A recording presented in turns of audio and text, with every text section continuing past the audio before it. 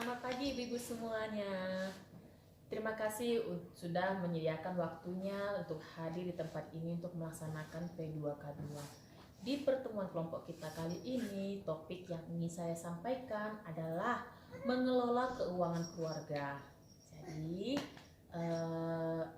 mengelola keuangan keluarga ini merupakan keterampilan dasar yang perlu dimiliki setiap rumah tangga. Umumnya masalah keuangan kita adalah lebih besarnya pengeluaran dibandingkan pendapatan. Betul nggak ibu-ibu? Betul ya. Kadang-kadang ya ada uang masuk, tapi kayaknya kok nggak cukup terus ya uangnya ya untuk memenuhi kebutuhan kita sehari-hari. Sering ya bu ya merasa seperti itu ya bu ya. Nah, karena itu tadi, karena lebih besarnya pengeluaran kita sebenarnya daripada pemasukan yang ada, serta tidak teraturnya jumlah dan waktu menerima pendapatan. Jadi kalau kita pekerja harian ya ibu-ibu ya, seperti suami ibu mungkin yang kerja lepas harian, kalau ada pekerjaan baru terima uang, kalau misalnya tidak ada pekerjaan tidak ada terima uang sama sekali gitu ya. Nah, itu cukup mempengaruhi untuk mengelola keuangan keluarga.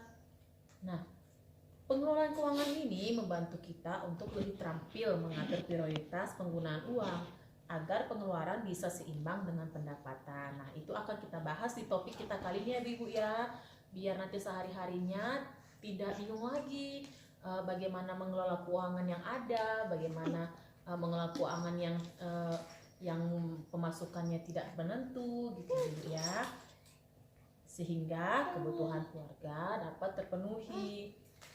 Nah, salah satu cara agar pendapatan bisa mencukupi adalah dengan mengatur dan mengurangi pengeluaran yang tidak mendesak, gitu Bu ya. Ini ada hal-hal yang perlu kita garis bawahi, bahwa hal yang tidak mendesak itu bisa kita kurangi, bahkan bisa dibatalkan ya. Jadi tidak semua pengeluaran harus dipenuhi ibu-ibu, terlebih jika pendapatan kita terbatas, jika uang masuk kita tidak menentu. Nah, bedakan ibu ya, mana pengeluaran yang termasuk kebutuhan dan mana yang termasuk dengan keinginan. Jadi yang pertama dulu, pengeluaran termasuk keinginan itu apa aja ibu-ibu? Nah, pengeluaran yang termasuk keinginan itu, yang pertama itu adalah membeli baju baru ya ibu ya. Kadang di sini suka kepengen gitu ya bu ya, kok misalnya ada baju baru gituan, apalagi bajunya bagus, itu pengen belinya gitu ya bu ya. Tapi itu adalah keinginan yang sebenarnya bisa ditunda. Nah, yang kedua apa? Jajan anak. Nah, di sini ya ibu ya, apalagi anaknya asal ada tukang bakso lewat, ma mau bawa bakso, asal ada tukang somai lewat, ma mau jajan somai gitu ya. Jadi itu sebenarnya jajan anak itu sebenarnya bisa dikurangi atau bahkan bisa dibatalkan atau bahkan bisa ditunda ya. Lalu yang ketiga itu adalah rokok suami. Itu adalah keinginan yang bisa dibatalkan, bisa tidak dipenuhi ya bu ya. Nah, karena apa? Kalau keinginan ini tidak dipenuhi, itu sebenarnya tidak banyak mempengaruhi kelangsungan hidup. Betul nggak ibu-ibu? Betul ya. Misalnya jajan anak, kalau anak ibu tidak jajan, anak ibu jadi sakit nggak ibu?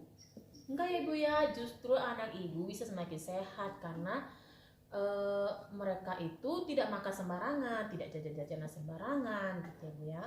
Lalu misalnya kedua, kalau misalnya ibu-ibu semua di sini tidak membeli baju baru, nah ibu-ibu di sini semuanya masih tetap bisa makan kan, nggak akan sakit kan. Nah itu, nah lalu berikutnya dengan kalau misalnya suami tidak dibelikan rokok, nah ini sebenarnya kalau misalnya dibilang mempengaruhi, mungkin kata ibu sebenarnya tidak mempengaruhi kelangsungan hidup ya. Ibu masih bisa tetap sehat, ibu masih tetap hidup walaupun tanpa rokok ya. Lalu nah, kebutuhan itu adalah kebutuhan yaitu pengeluaran yang harus segera dipenuhi. Kalau tidak dipenuhi, itu akan mengganggu kelangsungan hidup. Misalnya yang pertama adalah kebutuhan pokok, misalnya beras, sayur-sayuran untuk makan, ikan untuk makan, bumbu dapur, itu termasuk kebutuhan pokok. Itu adalah kebutuhan.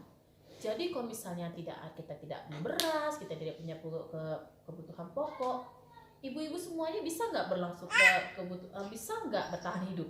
Tidak ya Bu ya. Jadi itu adalah kebutuhan yang harus dipenuhi. Misalnya yang kedua itu adalah uang sekolah anak. Nah, jika uang sekolah anak tidak dibayar, kira-kira anak ibu bisa sekolah nggak? Enggak ya Bu ya. Anak ibu juga tidak akan bisa pintar karena tidak sekolah.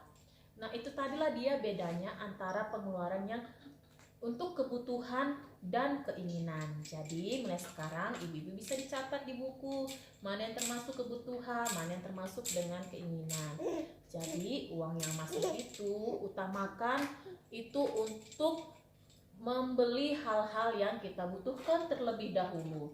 Jika ada sisanya, barulah kita bisa membeli hal-hal yang kita inginkan.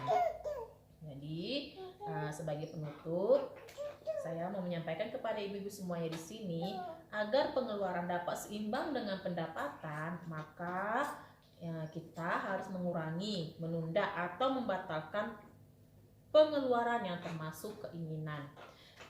Demikianlah topik mengenai mengelola keuangan keluarga pada hari ini. Terima kasih untuk perhatian ibu-ibu semuanya. Selamat pagi.